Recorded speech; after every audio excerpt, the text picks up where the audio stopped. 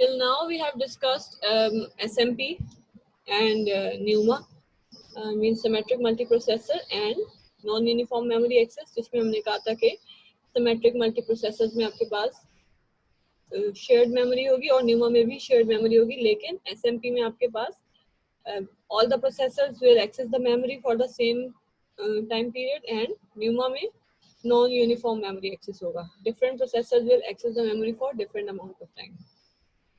Now we have distributed memory kind of processors, जिसमें हमने taxonomy के हिसाब से हमने कहा था कि मेमोरी जो है वो शेयर्ड नहीं होगी बल्कि डिस्ट्रीब्यूटेड होगी. तो एक दफा फिर से मैं उस डायग्राम को रिपीट करने जा रही हूँ. लेट मी शो यू कि हमने कहाँ पे इसको डिस्क्राइब किया था. This was the Flens taxonomy जो हमने शुरू में कवर की थी. And in the Flens taxonomy हमने क्या कहा था कि multiple instruction multiple data stream को हम कहते हैं कि यहाँ पे पैरेलल प्रोसेसिंग होती है these types of processors के अंदर. तो यहाँ पे हमारे पास दो टाइप्स में हम इसको डिवाइड करते हैं, shared memory and distributed memory. Shared memory में हमने कहा कि we divide the processor into symmetric and non uniform, यानी कि सिमेट्रिक और नॉन यूनिफॉर्म हमने डिस्कस कर लिया. Now we are talking about distributed memory. Distributed memory का क्या मतलब है कि we also call it loosely coupled, ठीक है. And the cluster computers come into this category, ठीक है. क्लस्टर्स जो होते हैं आपके जिनको हम in a cluster each processor is a stand alone device, ठीक है ना. और फिर वो सारे उनकी जो प्रोसेसिंग पावर होती है वो आप कंबाइन कर सकते हैं. तो वो किस तरह होते हैं, क्लस्टर्स कैसे हम फॉर्म करते हैं, उनकी परफॉर्मेंस इश्यूज क्या होते हैं, एडवांटेजेस क्या होते हैं, ये सारी चीजें अब हम डिस्कस करेंगे.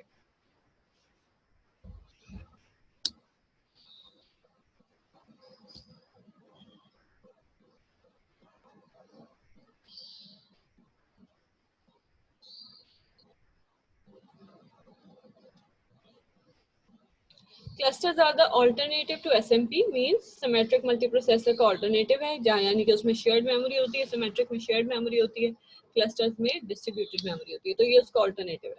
High performance, high availability server applications. Specially clusters जो होते हैं वो आपके high performance and high availability processors होते हैं, and they are mostly used for server applications. A group of interconnected whole computers makes a cluster working together as a unified resource, and they give the illusion of being one machine. Each computer is called a node. अच्छा, एक तो आपके होते हैं main frames जो होते हैं वो भी सर्वर्स के तौर पे यूज होते हैं, ठीक है. वो अगर आपने देखे हो कई लोगों कहीं आप इंटर्नशिप के लिए जाते हैं तो वहाँ पे सर्वर रूम्स होते हैं उनके, वहाँ पे main frames kind of computers होते हैं बड़े बड़े रैक्स की फॉर्म में, ठीक है. वो तो अलग चीज है, वो तो मेन फ्रेम होता है, ठीक है. वो भी सर्वर की तरह ही बिहेव कर रहा होता है, लेकिन उसमें क्या होता है कि वहाँ पे उसका सिस्टम एक होता है, उस सिस्टम से आप उसको हैंडल कर रहे होते हैं पूरा उस पूरे कंप्यूटर को, उस पूरे सिस्टम को आप एक डेस्कटॉप वहाँ पे रखा होता है, उससे आप उसको हैंडल कर रहे होते हैं, अगर आपने देखा हो. लेकिन क्लस्टर्स में क्या होता है कि क्लस्टर्स में हर नोड जो है वो एक स्टैंड अलोन डिवाइस होती है. क्लस्टर कॉन्फ़िगरेशन जो एक्चुअल मैंने देखी हुई है वो एक लैब में देखी है, वहाँ पे उसको हम हाई परफॉर्मेंस कंप्यूटिंग लैब कहते हैं. तो उसमें सिमुलेशन रन करने के लिए आई यूज टू गो देयर. तो सिमुलेशन जो आपकी कॉम्प्लिकेटेड सिमुलेशन होती हैं वो नॉर्मल आपके डेस्कटॉप पीसी पे रन नहीं हो रही होती, तो वो फिर आपको हाई परफॉर्मेंस कंप्यूटिंग एप्लीकेशन उसमें यूज करनी पड़ती है. तो उसमें इस तरह से होता है कि क्लस्टर को अगर आप देखेंगे ना तो देखने में आपको ऐसा लग रहा होगा जैसे ये कोई लैब है और लैब में बहुत सारे सिस्टम्स रखे हुए हैं, ठीक. वो हर सिस्टम जो होता है वो एट इट्स ओन जो है वो एक stand alone device as an stand alone device भी एक्ट कर रहा होता है, और वो खुद एक हाई परफॉर्मेंस कंप्यूटर होता है. लेकिन वहाँ पे हो क्या रहा होता है कि वो सारे आपस में इंटरकनेक्टेड होते हैं, ठीक है, थ्रू सम केबल और थ्रू सम फिजिकल कनेक्शन. वो सारे के सारे आपस में सारे सिस्टम्स जो हैं वो as an stand alone device भी एक्ट कर रहे होते हैं और वो फिजिकली भी कनेक्टेड होते हैं. और फिर जब उन्हें कोई एप्लीकेशन रन करनी होती है तो आप वो किसी भी एक सिस्टम पे रन करेंगे तो उस एप्लीकेशन की रिक्वायरमेंट के लिहाज से वो सारों की प्रोसेसिंग पावर या जितनों की भी प्रोसेसिंग पावर रिक्वायर्ड होगी वो उनको जो है उसकी हेल्प ले लेगा, यानी कि उनको इंक्लूड कर लेगा, ठीक है. तो वो हाई परफॉर्मेंस इसलिए हो जाते हैं. और हाई अवेलेबिलिटी तो सीधी बात है कि क्योंकि आपके पास नहीं इतनी सारी डिवाइसेस, तो आप हाई अवेलेबिलिटी हो जाएगी, ज़ाहिर कोई एक फेलियर में चला जाएगा तो उससे फर्क नहीं पड़ेगा, 2 3 4 भी फेलियर में चले जाएंगे तो कोई फर्क नहीं पड़ेगा, क्योंकि आपने बहुत सारी डिवाइसेस का एक क्लस्टर बनाया है। So this is a group of interconnected whole computers, इसीलिए हम इसको कह रहे हैं कि वो होल कंप्यूटर्स होते हैं। हर डिवाइस अपने ओन पे एक अलग भी कंप्यूटर होती है, आप चाहे तो उसको सेपरेटली भी यूज कर सकते हैं, लेकिन वो आपस में इंटरकनेक्टेड है क्लस्टर में, तो वो एज अ रिसोर्स जो है वो दूसरे कंप्यूटर के भी काम आ रही होती है वो मशीन।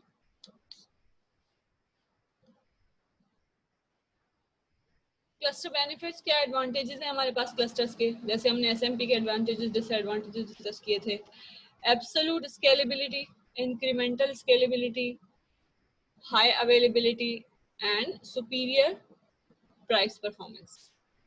अब देखें एब्सोल्यूट और इंक्रीमेंटल स्केलेबिलिटी क्या है।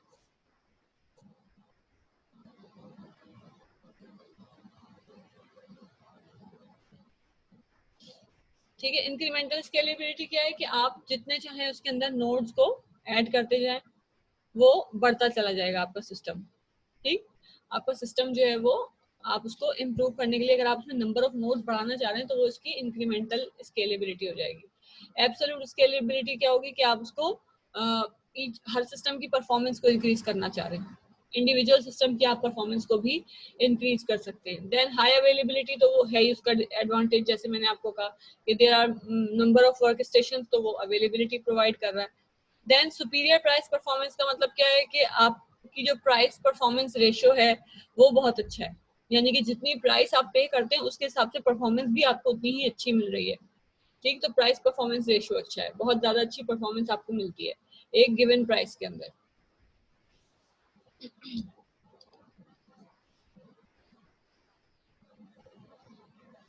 अब कुछ क्लस्टर कॉन्फ़िगरेशंस हैं जो हम डिस्कस करेंगे। Number 1 here is stand by server, no shared disk. ठीक है, क्लस्टर कॉन्फ़िगरेशन में हम या तो शेयर्ड डिस्क होगी या हर एक की इंडिविजुअल डिस्क होगी। तो हम यहाँ पे जो कॉन्फ़िगरेशन डिस्कस कर रहे हैं उसमें हम क्या डिस्कस कर रहे हैं, stand by server and no share disk, यानी कि एक सर्वर है और उसका दूसरा जो है वो स्टैंड बाय सर्वर है, और उनकी जो डिस्क है वो शेयर्ड नहीं है, दोनों की डिस्क अपनी अपनी इंडिविजुअल है, यानी कि this is a server, this is also a server, high speed message link है दोनों के दरमियान में। ठीक है, ये एक दूसरे के लिए स्टैंड बाय है। तो this is the processor, this is the processor. ठीक है, दो प्रोसेसर आ गए इसके अंदर, मेमोरी आ गई, आईओ डिवाइसेस इसके साथ कनेक्टेड है। ठीक, तो आईओ में अब आपके पास क्या आ रहा है, जाहिर है और भी आईओ डिवाइसेस होंगी, लेकिन जो मेजर आईओ कंपोनेंट है वो क्या है कि एक तो इसकी डिस्क और दूसरा इसका connection with the other server. तो एक क्लस्टर कॉन्फ़िगरेशन हम इसको कह सकते हैं।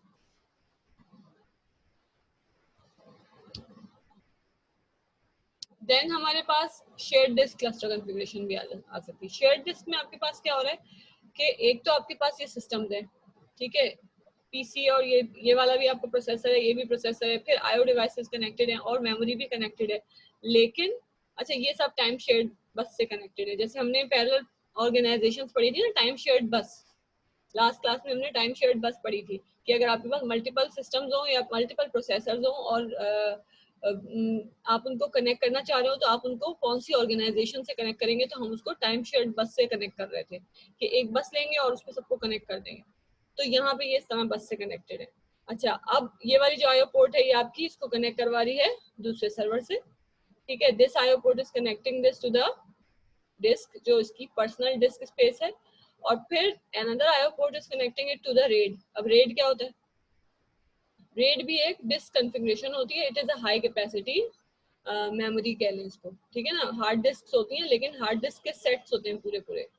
ठीक है, तो इनकी भी तीन से चार कॉन्फ़िगरेशंस होती है रेड की भी। ठीक, अभी तो इसमें क्या हो रहा है यहाँ पे,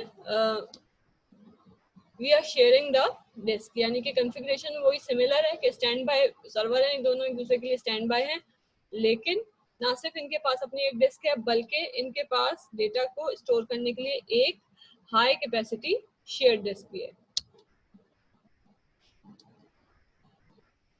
now what are the operating system design issues. ठीक, क्योंकि जब आप क्लस्टर्स को कॉन्फ़िगर करेंगे तो फिर आप जाहिर है उसका एक ऑपरेटिंग सिस्टम होगा। ऑपरेटिंग सिस्टम जो है वो उसका काम क्या होगा कि वो पूरे क्लस्टर को मैनेज करे। ठीक है। अब देखें, एक ऑपरेटिंग सिस्टम तो होता है जो आपका सिंगल प्रोसेसर पे रन करता है, एक ऑपरेटिंग सिस्टम होता है जो आपका पैरेलल प्रोसेसर पे रन करता है। वो पैरेलल प्रोसेसर यानी कि आपके क्वाड कोर, ऑक्टा कोर, जितने भी प्रोसेसर्स हैं उनको मैनेज कर रहा है, सही। अब ये जो ऑपरेटिंग सिस्टम है क्लस्टर्स का, ये क्या करेगा, सारे क्लस्टर्स को, पूरे क्लस्टर में जितनी भी नोड्स हैं उन सबको मैनेज करने का टास्क इसके पास होगा। तो फिर इसके अंदर जाहिर है डिजाइन इश्यूज भी होंगे, यानी कि इसको हम जितना एफिशिएंट बना सकते हैं उतना एफिशिएंट बनाने की कोशिश करेंगे। तो इसमें क्या क्या डिजाइन इश्यूज होते हैं? एक डिजाइन इशू है इसका फेलियर मैनेजमेंट, यानी कि आपका जो ऑपरेटिंग सिस्टम है, क्लस्टर को हैंडल करने के लिए आपका ऑपरेटिंग सिस्टम इतना एफिशिएंट होना चाहिए कि उसके पास फेलियर मैनेजमेंट की स्किल होनी चाहिए। ठीक, फेलियर मैनेजमेंट वो कैसे करेगा? By providing high availability, fault tolerance. Fault tolerance का मतलब ये होता है कि अगर कोई फॉल्ट आ जाए तो उसको डिवाइस कितना टॉलरेट कर सकती है। ये तो नहीं कि बस फॉल्ट आया और सिस्टम डाउन, ठीक है ना। फॉल्ट टॉलरेंस ये होती है कि आपकी डिवाइस कितनी देर तक फॉल्ट को टॉलरेट करके, जब तक वो डिटेक्ट हो जाए और किसी तरह उसका कोई सोल्यूशन निकले, तो वो आपकी डिवाइस जो है उसको कैसे हैंडल करेगी। फेल ओवर, फेल ओवर क्या है? Switching application and data from failed system two alternative with in cluster. ठीक है, फेल ओवर को हैंडल करना कि अगर कोई आपका जो नोड है वो फेलियर में चली गई है तो उसके डेटा को ट्रांसफर करना दूसरी नोड तक। फेल बैक क्या चीज है? Restoration of application and data to original system after problem is fixed. Fail over का मतलब क्या था कि when one of the nodes is failed, तो उसके डेटा को दूसरे सिस्टम पे स्विच करवाना। और फेल बैक का क्या मतलब है? कि coming back to the original node, कि अगर वो नोड रिपेयर हो गई है, उसकी प्रॉब्लम फिक्स हो गई है, तो वापस उस डेटा को वहीं पे उस ओरिजिनल नोड पे रिस्टोर करना। तो ये सारी चीजें क्या आ जाती है? फेलियर मैनेजमेंट है, जो कि ऑपरेटिंग सिस्टम डिजाइन इश्यूज है फॉर अ क्लस्टर कॉन्फ़िगरेशन। कि अगर आप क्लस्टर यूज कर रहे हैं तो आपका जो ऑपरेटिंग सिस्टम है it should provide all these advantage management skills. Then load balancing. Load balancing किस तरह होगी? Incremental scalability, automatically include new computers in scheduling. ठीक है, middleware needs to recognize that processes may switch between machines. Middleware हम operating system को भी कह सकते हैं। ठीक है, ऑपरेटिंग सिस्टम को मिडिलवेयर कहते हैं। मिडिलवेयर का मतलब क्या होता है? कि जो हार्डवेयर और एप्लीकेशन के दरमियान में आपका इंटरफेस है। ठीक है, तो उस इंटरफेस को ये पता होना चाहिए कि आपके जो प्रोसेसेस हैं वो कौन सी मशीन पे स्विच कर सकते हैं, क्योंकि बहुत सारी मशीन है ना, तो कब किस मशीन पे प्रोसेस को स्विच करना है। अब आप कहेंगे कि प्रोसेस क्या चीज है और उसकी स्विचिंग क्या चीज है। तो process is a program in execution. जो प्रोग्राम एग्जीक्यूशन में होता है उसको हम प्रोसेस कहते हैं। ठीक है, एक प्रोग्राम है जो कि आपकी डिस्क में स्टोर्ड है, तो उसको हम कहते हैं प्रोग्राम। प्रोग्राम की डेफिनेशन क्या है? Set of instructions, right. Program की डेफिनेशन है program is a set of instructions. लेकिन प्रोसेस क्या है? A program in execution is called process. जो प्रोग्राम एग्जीक्यूशन में चला जाता है that is called a process. ठीक, तो वो रन हो रहा होता है। तो लोड बैलेंसिंग में क्या क्या चीजें आ गई? कि लोड बैलेंस करने के लिए इंक्रीमेंटल स्केलेबिलिटी होनी चाहिए आपके सिस्टम के पास, और ऑटोमेटिकली उस वो नई नोड्स को अपने साथ शेड्यूल कर सके, ये एबिलिटी होनी चाहिए उस ऑपरेटिंग सिस्टम में, कि जैसे आपने कोई नोड कनेक्ट की वो साथ में उसको शेड्यूल कर ले।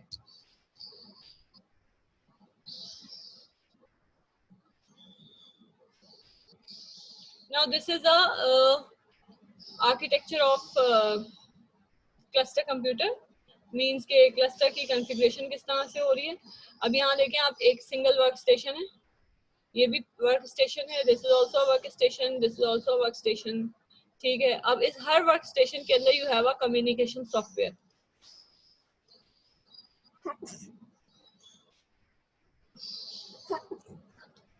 ये आपका जो कम्युनिकेशन सॉफ्टवेयर है ये किस तरह काम कर रहा है? कि ये रेस्ट ऑफ द सिस्टम से आपके इस पीसी को कनेक्ट करवाएगा। Then network interface hardware, network interface hardware होगा, उसके थ्रू जो है वो आपका सिस्टम कनेक्ट होगा हाई स्पीड नेटवर्क या स्विच से। ठीक है ना, एक स्विच में भी कनेक्ट हो सकते हैं, हाई स्पीड नेटवर्क से कनेक्ट होगा। ठीक, अच्छा, हर सिस्टम के अंदर यही है। ठीक है, अब हम यहाँ ज्यूम कर रहे हैं कि हमारे पास 5 सिस्टम्स हैं।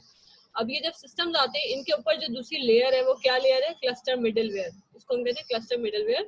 This is single system image and availability infrastructure. ठीक, तो ये क्लस्टर मिडलवेयर आ गया आपका, जो कि आपके इन डिवाइसेस को इंटरफेस करवाएगा किसके साथ, एप्लीकेशंस के साथ। और मिडिलवेयर को जैसे मैंने कहा कि ऑपरेटिंग सिस्टम भी कह सकते हैं, ठीक है। तो मिडिलवेयर आपका किसको इंटरफेस करवाएगा, हार्डवेयर को एप्लीकेशंस के साथ। तो एप्लीकेशंस कौन कौन सी होंगी, सीक्वेंशियल एप्लीकेशंस हैं।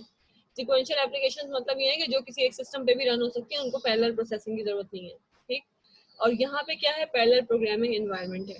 अब क्या होगा कि ऑपरेटिंग सिस्टम आपका सीक्वेंशियल एप्लीकेशंस को तो नॉर्मल प्रोग्रामिंग एनवायरनमेंट में ही रन करवा देगा, और जो पैरेलल प्रोसेसिंग की एप्लीकेशंस होंगी उसको वो पैरेलल प्रोग्रामिंग एनवायरनमेंट प्रोवाइड करेगा, and then parallel applications will run over it, ठीक है। फिर यहाँ पे आपकी पैरेलल एप्लीकेशंस रन होंगी। तो this is the cluster computer architecture.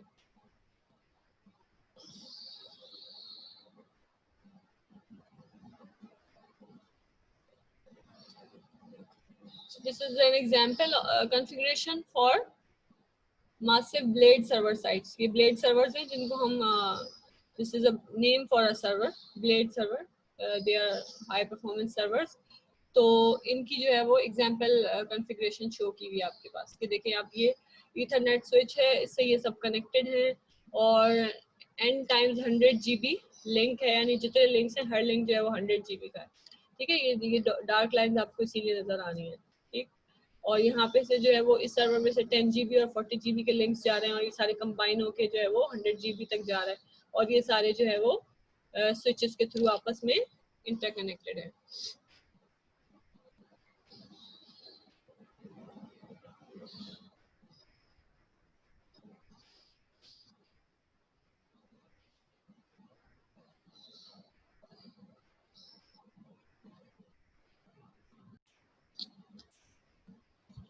Vector computation, हमने जो टेक्सोनॉमी स्टडी की है, प्लेन्स टेक्सोनॉमी, उसमें हमने क्या कहा था कि एक जो हमारी अप्रोच है वो क्या होगी, single instruction multiple data stream, SIMD। और SIMD में हमने कहा था कि वी यूज एरे और वेक्टर प्रोसेसर्स। तो वेक्टर प्रोसेसर्स को हम यहाँ डिस्कस करेंगे कि वेक्टर कंप्यूटेशन किस तरह होती है और उसके लिए क्या ऑर्गेनाइजेशन होती है। Vector computation में maths problems involving physical processes present different difficulties for computation. For example, aerodynamics, seismology, meteorology, and continuous field simulation. Vector computation आपको वहां पे रिक्वायर्ड होती है जहां पे कुछ एप्लीकेशन ऐसी होती हैं जिसमें आपको डेटा को जो है वो single stream multiple single instruction multiple data stream processor उसके लिए रिक्वायर्ड होता है। यानी कि आपके पास एक इंस्ट्रक्शन ऐसी होगी जिसमें आपके जो वेरिएबल्स हैं वो या तो एरे की फॉर्म में होंगे या वो वेक्टर की फॉर्म में होंगे, और वेक्टर भी जो है ना वो मींस के लार्ज डायमेंशन के वेक्टर्स भी हो सकते हैं, ठीक है ना। जैसे तो एक तो होता है ना 2x4, 4x2, 6x6 matrix. Vector से मतलब मैट्रिक्स ही है ना, मैट्रिक्स आपके जो आप लीनियर अलजेब्रा पढ़ते हैं। तो मैट्रिक्स में क्या होता है कि 6x6 मैट्रिक्स हो गया, 5x5 मैट्रिक्स हो गया, इस तरह के होते हैं। तो वो आपने अगर लीनियर अलजेब्रा आपने पढ़ी हुई होगी तो आपको अंदाजा होगा कि उन मैट्रिक्स को सॉल्व करना कितना बड़ा इशू होता है। उसका डिटर्मिनेंट अगर आपने फाइंड करना है या आपने उस मैट्रिक्स को मल्टीप्लाई करना है या उन पे और दूसरे ऑपरेशंस परफॉर्म करने हैं, तो वो नॉर्मल मैथ से बहुत ज्यादा लेंदी प्रोसेस होता है, ठीक है। तो ये हमारे पास कुछ एप्लीकेशन जैसे एरोडायनेमिक्स हो गई, या हमारे पास वेपन इंजीनियरिंग के अंदर होती हैं चीजें, मिसाइल लॉन्च हो गया आपके पास, मेटेरोलॉजी हो गई यानी ये जो आप वेदर फोरकास्टिंग होती है, और इस तरह की दूसरी जो सिमुलेशन होती हैं उनमें आपके पास जो डेटा होता है वो मोस्टली वेक्टर्स की फॉर्म में होता है। तो खास तौर पे इन एप्लीकेशंस के लिए हमें वेक्टर कंप्यूटेशन रिक्वायर होती है। फिर इसकी जो एक और कैरेक्टरिस्टिक है कि हमें इसमें हाई प्रिसीजन रिक्वायर्ड है। हाई प्रिसीजन का क्या मतलब होता है कि आपकी एक्यूरेसी ज्यादा होनी चाहिए, यानी कि डेसिमल पॉइंट के बाद आपके पास कितने डिजिट्स आ रहे हैं, ठीक है ना, वो कितने एक्यूरेट है, वो डेटा आपका कितना एक्यूरेट है। मींस 12.653249 इस तरह से एक डेसिमल नंबर हो मेरे पास, तो वो एक्यूरेटली उनके ऊपर ऑपरेशंस परफॉर्म करना, ठीक।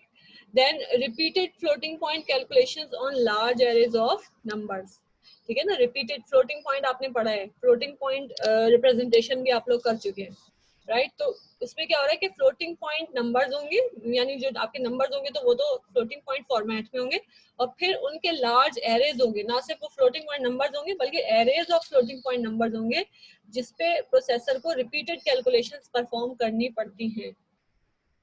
ठीक है। और ये कैसे होता है, ये वेक्टर कंप्यूटेशन के थ्रू होता है, यानी कि एक तो वो आपकी जो सिंगल इंस्ट्रक्शन है उसमें मल्टीपल डेटा स्ट्रीम है, यानी कि डेटा आपका वेक्टर की फॉर्म में है, और फिर जो उस वेक्टर की जो वैल्यूज हैं वो फ्लोटिंग पॉइंट है, यानी कि वो साइंटिफिक नोटेशन में है। डेसिमल की प्लेस वैल्यूज, मतलब कितनी प्लेस वैल्यूज जा रही हैं हमें नहीं पता। तो उसमें क्या होता है कि आपको बहुत ज्यादा एक्यूरेसी और हाई प्रिसीजन रिक्वायर्ड होती है, क्योंकि उसमें अगर आपके पास 0.002 का भी डिफरेंस आ गया तो आपकी जो कैलकुलेशन है ना वो उस पर इफेक्ट करता है, आपके रिजल्ट्स बिल्कुल रॉन्ग हो जाते हैं। तो इसके अंदर हमें एक्यूरेसी बहुत ज्यादा रिक्वायर्ड होती है। Super computers handle these types of problems. अच्छा, vector computation most of the time super computers में भी इम्प्लीमेंट होती है, ठीक है, वैसे भी हो सकती है लेकिन सुपर कंप्यूटर्स में ज्यादा होती है, क्योंकि सुपर कंप्यूटर का तो काम ही यही है कि वो कॉम्प्लेक्स कैलकुलेशन को ज्यादा से ज्यादा स्पीड से जो है वो एग्जीक्यूट करे, ठीक। Hundreds of millions of flops and it takes 10 to 15 million dollars to make a super computer. अब ये 10 to 15 मिलियन डॉलर पता नहीं जो बुक का एडिशन है उसके हिसाब से इन्होंने प्राइस लिखी होगी, हम ये नहीं कह सकते, लेकिन इन्होंने एक एस्टिमेट दिया है कि एटलीस्ट 10 to 15 मिलियन डॉलर तो स्पेंड हो जाते हैं एक सुपर कंप्यूटर को डिजाइन करने में। Optimize for calculation rather than multitasking and IO. अच्छा, एक जो मेजर डिफरेंस है ना वेक्टर कंप्यूटेशन में या वेक्टर कंप्यूटेशन को यूज करते हैं जो हम सुपर कंप्यूटर्स डिजाइन करते हैं, जो मेजर डिफरेंस है वो ये है कि जो हमारे नॉर्मल डेस्कटॉप पीसीज होते हैं या हमारे फोन है या हमारे दूसरे सिस्टम्स हैं, उन पे हमारा जो फोकस होता है वो मल्टीटास्किंग का होता है, कि हमें इस सिस्टम के ऊपर मल्टीटास्किंग करानी है, ठीक है ना, कि हमें बहुत सारी एप्लीकेशन रन करनी है और हमें हर एप्लीकेशन जो है वो बड़ी स्पीड के साथ रन करनी है, यही टास्क होता है हमारा। सही है, ऐसे ही है। लेकिन सुपर कंप्यूटर्स क्या होते हैं, they are optimize for calculation, उनको मल्टीटास्किंग से ज्यादा कैलकुलेशंस का जो है वो वहां पे कैलकुलेशंस की इंपॉर्टेंस होती है कि आपकी कैलकुलेशंस कितनी फास्ट हो रही हैं और उनके रिजल्ट्स कितने एक्यूरेट आ रहे हैं। तो उसकी जो मार्केट है वो लिमिटेड है, it has a limited market, for example research, government agencies and metrology. तो ये सुपर कंप्यूटर्स की जो मार्केट है वो क्या है कि या तो गवर्नमेंट एजेंसीज हैं जो बहुत बड़े बड़े रिसर्च प्रोजेक्ट्स कर रही हैं, या तो वो उसको यूज करेंगी, या जहाँ पे रिसर्च हो रही है, अब रिसर्च के लिए भी ज़ाहिर है फंडिंग की जरूरत है, तो जिसके पास इतनी फंडिंग है वो इतनी रिसर्च करेगा और फिर वो सुपर कंप्यूटर को खरीदेगा। और फिर या फिर आपके पास वेदर फोरकास्टिंग हो गया, जैसे हमारे पास शायद ये इस तरह के जो सिस्टम है वो सुपार्को में ही नजर आएंगे आपको, ठीक है। वेदर फोरकास्टिंग का जो हमारा यहाँ पे एजेंसी कह लें, ऑर्गेनाइजेशन कह लें, वो सुपार्को है। तो इस तरह के सिस्टम्स आपको जहाँ पे वेक्टर कंप्यूटेशन है वो आपको सुपार्को में नजर आएंगे, हर जगह आपको इतनी आसानी से सुपर कंप्यूटर्स नजर नहीं आएंगे। Then array processor is the alternative to supercomputer. It is configured as peripherals to mainframe and mini computers. Just run vector portion of the problems. Array processor क्या होता है कि अगर आप सुपर कंप्यूटर यूज नहीं करना चाह रहे लेकिन आपको कुछ कैलकुलेशंस ऐसी करनी है जिसमें वेक्टर कंप्यूटेशन इन्वॉल्व है, तो आप उसको एज अ पेरिफेरल कनेक्ट कर सकते हैं to your main frame computer और your mini computer, means normal आपके जो डेस्कटॉप कंप्यूटर है। Just run vector portion of the problem. ये जो प्रोसेसर है आपका, ये सिर्फ एरे प्रोसेसर जो है वो आपका सिर्फ vector portion of the problem को एड्रेस कर लेगा।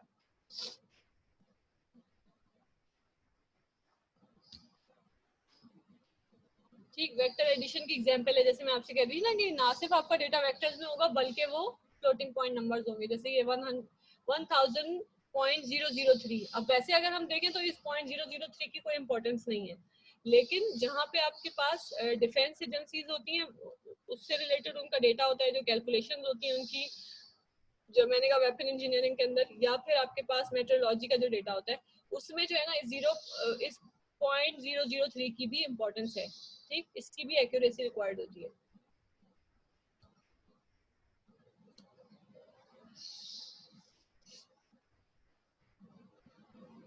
अच्छा, अब अप्रोचेस वेक्टर कंप्यूटेशन की क्या अप्रोचेस है, कैसे हम इसको इम्प्लीमेंट करेंगे। General purpose computers rely on iteration to do vector calculations.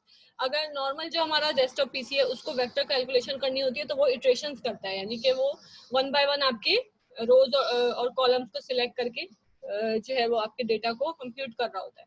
In example this needs 6 calculations. अगर आप इस एग्जाम्पल को किससे करवाएंगे, नॉर्मल कंप्यूटर से अगर आप अपने डेस्कटॉप पीसी से सॉल्व कराएंगे तो 1 2 3 4 5 6 इसमें 6 रोज हैं। 6 रोज का मतलब है कि ये रो बाय रो ऐड करता जाएगा, तो इसको 6 कैलकुलेशन रिक्वायर्ड होंगी। बट इन वेक्टर प्रोसेसिंग आप क्या करेंगे कि इसको एट अ टाइम करवा सकते हैं, एक साथ हो जाएंगे ये सारा, ये पूरा मैट्रिक्स एक ही दफा में ऐड हो जाएगा। assume possible to operate on one dimensional vector of data. All elements in a particular row can be calculated in parallel. ठीक है, तो इसमें क्या होगा, आपके पास सारे जो एलिमेंट्स हैं वो पैरेलल में कैलकुलेट होंगे, एक साथ कैलकुलेट हो जाएंगे। अच्छा, फिर एक अप्रोच क्या है, पैरेलल प्रोसेसिंग। इसमें क्या हो रहा है, independent processors functioning in parallel. ठीक, तो इसमें आपके पास पैरेलल प्रोसेसिंग में वेक्टर कंप्यूटेशन के अंदर जब आप पैरेलल प्रोसेसिंग को इंप्लीमेंट करते हैं तो उसका मतलब ये होता है कि you have parallel processors and you are going to add these elements at the same time in different processors। यानी कि आपके पास फॉर एग्जांपल 6 प्रोसेसर्स हैं, तो ये क्या करेगा, टास्क को डिवाइड कर देगा और 1 2 3 4 5 6 हर रो हर एक प्रोसेसर के पास चली जाएगी और हर प्रोसेसर उसको ऐड करके आपको रिजल्ट दे देगा। यानी एक ही टाइम साइकिल में ये पूरे 6 जो हैं वो एक साथ ऐड हो जाएंगे। ठीक, और अगर हम सिंगल उसकी बात करें थे, वेक्टर कंप्यूटेशन की बात करें थे कि पैरेलल प्रोसेसर नहीं है लेकिन हमारे पास वेक्टर कंप्यूटेशन अप्रोच है प्रोसेसर के अंदर, तो उसमें क्या हो रहा था कि आपके पास मल्टीपल एग्जीक्यूशन यूनिट्स होते हैं। प्रोसेसर एक ही होता है लेकिन उसके अंदर एग्जीक्यूशन यूनिट्स मल्टीपल होते हैं। तो उसमें क्या होगा कि 6 एग्जीक्यूशन यूनिट्स होंगे, तो ये जो आपकी 6 रोज हैं, ये हर रो एक एग्जीक्यूशन यूनिट में चली जाएगी, यानी कि 6 ALUs होंगे एक साथ लगे हुए, और हर ALU जो है वो हर एक रो को ऐड करके आपको रिजल्ट दे देगा। तो वो भी आपका काम सिमिलरली एक ही टाइम साइकिल में कंप्लीट होगा। Now processor design for vector computation, किस तरह से हम उसको डिजाइन कर सकते हैं। 3 हमारे पास ऑप्शंस हैं, pipeline ALU, parallel ALU and parallel processor. अब आप इसको डायग्राम से देख लेते हैं तो ये ज्यादा इजी हो जाएगा हमारे लिए। Approaches to vector computation, first approach is pipeline ALU, कि आप ALU को पाइपलाइन कर दें। ठीक है, for example this is your memory, these are your input registers, यानी कि मेमोरी से आपके पास जो डेटा आया है वो इनपुट चला गया इस रजिस्टर में, and these input registers will give this data to the pipeline ALUs। ठीक, तो आपके पास मल्टीपल इनपुट रजिस्टर्स हैं और ये डेटा आपका जो है वो इन ALUs में जा रहा है, एंड 1 2 3 4 5 6 ये 6 ALUs हैं आपके पास। ठीक है, और डेटा आपका इनमें जाएगा और ये सारा यहाँ से प्रोसेस होके आपके पास आउटपुट आ जाएगी और ये आउटपुट रजिस्टर में डेटा आ जाएगा। सही, and the other one is parallel ALUs। Parallel ALUs का क्या मतलब है कि ये पाइपलाइन नहीं है बल्कि ये पैरेलल है। पैरेलल में क्या होगा, सेपरेटली आपके पास ये इनपुट रजिस्टर्स हैं आपके। ठीक है, इनपुट रजिस्टर से डेटा जाएगा और यहाँ पे जाके डिस्ट्रीब्यूट होगा इस ALU में, इसमें और इसमें। ठीक, यहाँ पे क्या हो रहा था, पाइपलाइनिंग हुई थी तो डेटा सब में एक साथ ही इनपुट हो रहा था। ठीक, यहाँ पे एक साथ इनपुट हो रहा है डेटा, और यहाँ पे क्या हो रहा है, डेटा डिस्ट्रीब्यूट हो रहा है पैरेलल ALUs के अंदर। डेटा विल गो हियर, यहाँ से जो डेटा है वो यहाँ जाएगा और एक डेटा जो है वो आपका एक सेट जो है वो डेटा का वो इस ALU में चला जाएगा। तो आपके जो पैरेलल ALUs है ये जस्ट लाइक पैरेलल प्रोसेसर, यहाँ पे टास्क आपके डिवाइड होगा तीनों ALUs के अंदर, राइट। और यहाँ पे आपके पास क्या हो रहा है, जैसे मैंने मैट्रिक्स में कहा था कि मैट्रिक्स की 6 रोज हैं, तो हर रो जो है वो एक ALU के पास चली गई और आपके पास आउटपुट आ गया एक साथ 6 रोज का। ठीक, और यहाँ पे क्या हो रहा है कि ALUs अलग अलग इम्प्लीमेंट हुए हैं, तो हर रो के पास हर रो जो है वो एक रो 1 इधर जाएगी, रो 2 इधर जाएगी एंड रो 3 इधर जाएगी, इसी तरह so on. So this is the difference between pipeline and parallel ALUs।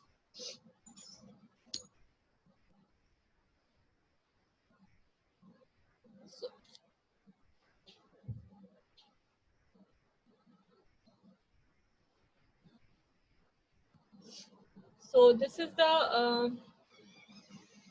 organization of ALUs for vector computation approach, and this is the last slide of vector computation.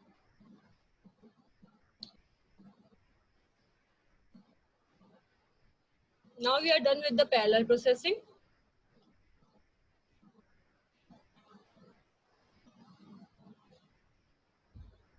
and now we are going to discuss if you have any questions.